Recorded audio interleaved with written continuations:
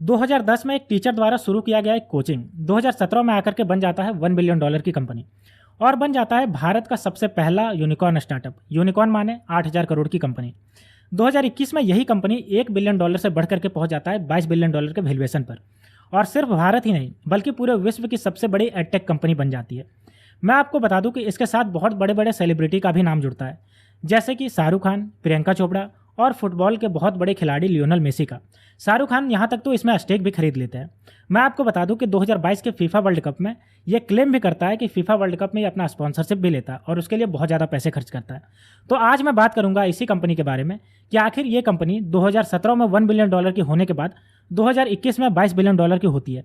लेकिन आखिर ऐसा क्या होता है कि 2021 में इसका डाउनफॉल स्टार्ट हो जाता है और इसमें बहुत बड़े बड़े स्टार होने के बावजूद, चाहे शाहरुख खान की बात कर ले, चाहे प्रियंका चोपड़ा की बात कर ले, या फिर फुटबॉल दिग्गज जो है वो लियोनेल मेसी की बात कर ले, इसका डाउनफॉल स्टार्ट हो जाता है और 2024 तक आते आते इस कंपनी की वैल्यूएशन जीरो हो जाती है।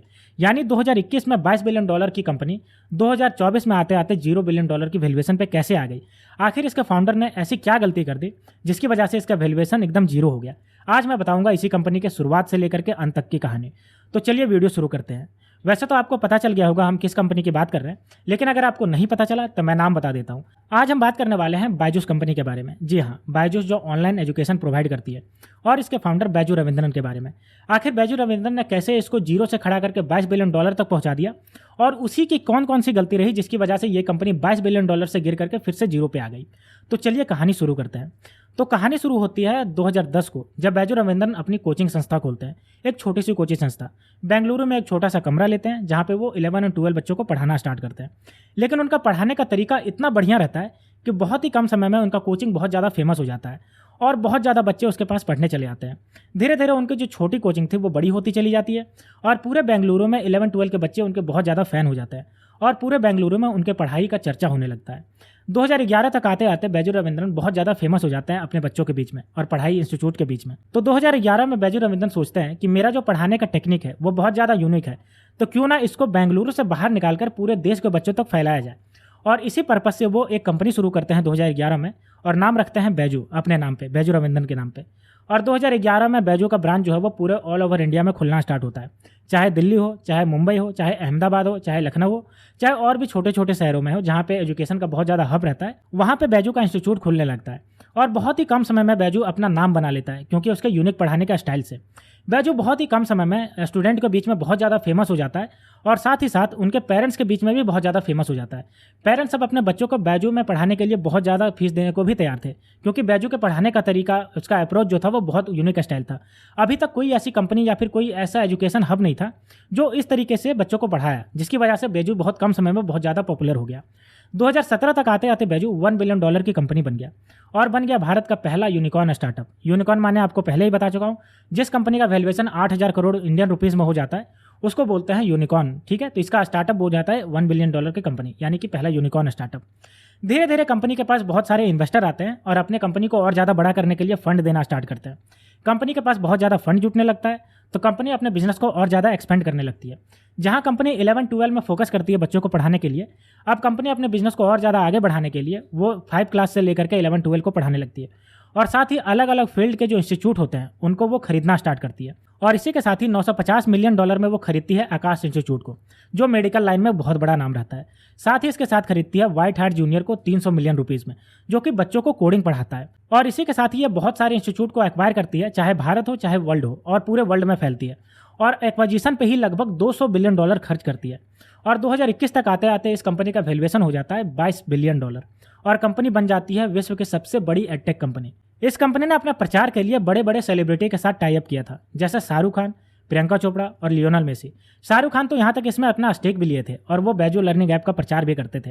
प्रियंका चोपड़ा भी इसमें जमकर के प्रचार की और लियोनेल मेसी बैजू से मिले जर्सी को पहनते थे। साथ ही मैं आपको बता दूं कि 2022 में जो कतर में फीफा वर्ल्ड कप हुआ था उसमें भी कंपनी ने अपना स्पॉन्सरशिप उसमें डाला था और इसमें भी बहुत ज़्यादा पैसे खर्च किए थे। लेकिन 2021 में कंपनी इतना ज़्यादा खर्च कर देती है कि इसके पास एम्प्लॉय को देने के लिए पैसे ही नहीं बचते और सिंगापुर की एक कंपनी जो इसमें इन्वेस्टमेंट की रहती है वो $300 मिलियन का डिफ़ॉल्ट का केस कर देती है और चूंकि कंपनी अब एक्वाजिशन में बहुत ज़्यादा पैसे फंसा चुकी थी और कंपनी लगातार जो लॉसेस बुक करना स्टार्ट करती है, जिसकी वजह से कंपनी का डाउनफॉल स्टार्ट होता है। कंपनी $22 बिलियन पे 2021 के शुरुआत में पहुंच गई थी, लेकिन 2021 के अंत में आते आते कंपनी लगातार जो है वो लॉसेस बुक करना स्टार्ट करती है। एक समय ऐसा भी आता है कि कंपनी एम्प्लॉय को देने के लिए पैसे भी नहीं होते, कंपनी लोन लेना स्टार्ट करती है और एम्प्लॉय को पे करना स्टार्ट करती है। कंपनी में सबसे ज़्यादा दिक्कत तब जनरेट होती है जब इसके फाउंडर बैजू रविंद्रन किसी के नहीं सुनते, यानी कि वो मैनेजमेंट की बात नहीं सुनते और अपने हिसाब से जो मन में आता है वही करते हैं।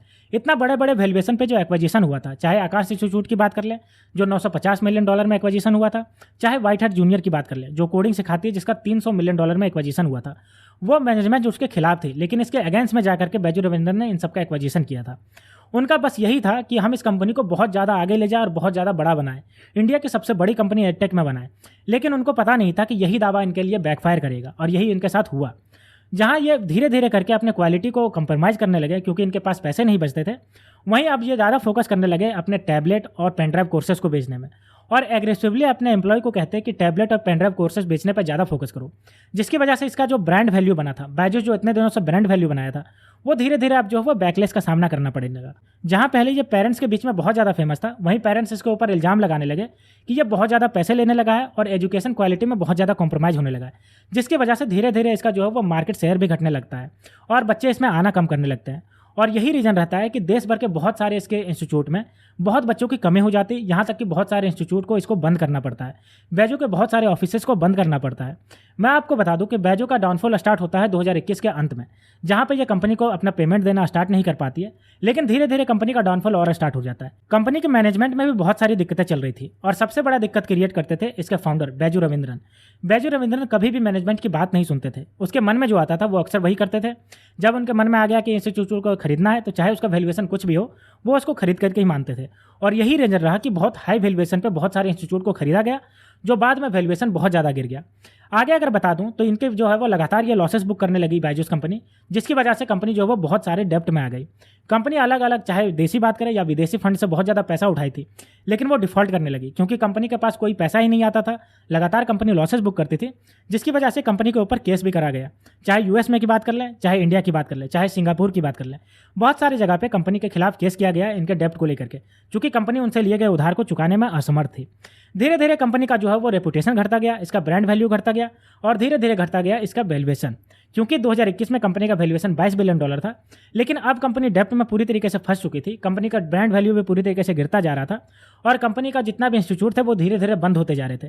कंपनी फाइनेंशियल क्राइसिस में घुस चुकी थी। कंपनी के जो फाउंडर बैजू रविंद्रन है वो भी बहुत गलत डिसीजन ले चुके थे, जिसकी वजह से कंपनी का वैल्यूएशन लगातार गिरता जा रहा था और 2023 के लास्ट तक आते आते कंपनी का वैल्यूएशन $3 से $4 बिलियन हो जाता है। कंपनी के डाउनफॉल का अगर जिम्मेदार किसी को ठहराया जाए तो उनके फाउंडर बैजू रविंद्रन को ही ठहराया जाएगा, क्योंकि उन्होंने बहुत ज़्यादा मिस्टेक किया था। सबसे पहले तो उन्होंने क्वालिटी में कॉम्प्रोमाइज़ किया, उसके बाद वो एक तरह से कंपनी ऐसी बन गई जो टैबलेट और पेनड्राइव कोर्सेज बेचने पर फोकस करने लगी। साथ ही कंपनी बहुत ज़्यादा एक्वाजिशन पे फोकस करने लगी, जो कि बहुत ज़्यादा हायर वैल्यूएशन पे था।